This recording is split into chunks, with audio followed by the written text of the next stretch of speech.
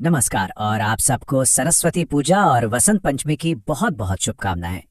तो चलिए कारोबारी हफ्ते के इस आखिरी दिन की शुरुआत करते हैं। तो सबसे पहले बाजार की शुरुआत कैसी होगी? देखिए, गिफ्ट निफ्टी को देखें तो शुरुआत एकदम फ्लैट होने के संकेत मिल रहे हैं। सिर्फ 5-6 पॉइंट ऊपर है, मतलब कल की क्लोजिंग के आसपास ही कहीं खुलने वाले हैं। अब कोई बड़ा एक्शन सुबह सुबह तो नहीं दिख रहा। हाँ, और आगे बढ़ने से पहले एक बहुत जरूरी बात है, ये एक लंबा वीकेंड है। सोमवार को रिपब्लिक डे की वजह से बाजार बंद रहेंगे, तो हमारा अगला ट्रेडिंग सेशन सीधा मंगलवार को होगा। तो जो भी पोजीशंस बनानी है, इस बात को ध्यान में रखकर ही बनानी होंगी। देखिए, ग्लोबल हैंडओवर तो काफी मजबूत दिख रहा है। यूएस मार्केट्स को देखिए, पिछले 2 दिनों में क्या जबरदस्त रिकवरी आई है। जो इस हफ्ते बड़ी बिकवाली हुई थी ना, उसकी ज्यादातर भरपाई हो चुकी है। और ये लगातार दूसरा दिन है जब वहां तेजी दिखी। और यही नहीं, आज सुबह एशियन मार्केट्स में भी अच्छी खासी मजबूती है। तो हमारे लिए ये एक पॉजिटिव सेटअप है। तो पहले अच्छी खबर की बात कर लेते हैं। यूएस की जीडीपी ग्रोथ अनुमान से कहीं बेहतर 4.4% पर आई है। आपको बता दें कि ये पिछले 2 सालों की सबसे तेज रफ्तार है। तो अर्थव्यवस्था तो मजबूत दिख रही है। लेकिन एक आंकड़ा ऐसा है जो थोड़ी चिंता पैदा कर रहा है। वो है पर्सनल सेविंग्स रेट। ये गिरकर 3.5% पर आ गया है, जो अक्टूबर 2022 के बाद का सबसे निचला स्तर है। मतलब साफ है, लोग बजट कम कर रहे हैं। अब इसका मतलब क्या है? इसका मतलब ये है कि लोग अपनी कमाई से नहीं, बल्कि अपनी पुरानी बचत को निकालकर खर्च कर रहे हैं। तो सवाल ये उठता है कि ये जो मजबूत कंजम्पशन दिख रहा है, ये आखिर कब तक चलेगा?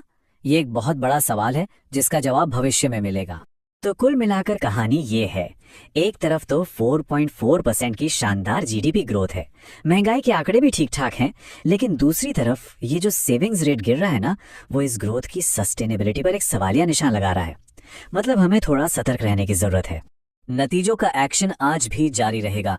आज हमें जेएसडब्ल्यू स्टील, श्रीराम फाइनेंस और इनके अलावा 8 और एफएनओ कंपनियों के नंबर्स देखने को मिलेंगे। और कहानी यही खत्म नहीं होती। शनिवार को, जी हाँ, छुट्टी के दिन, कोटक महिंद्रा बैंक और अल्ट्राटेक सीमेंट जैसे बड़े दिग्गज अपने नतीजे पेश करेंगे।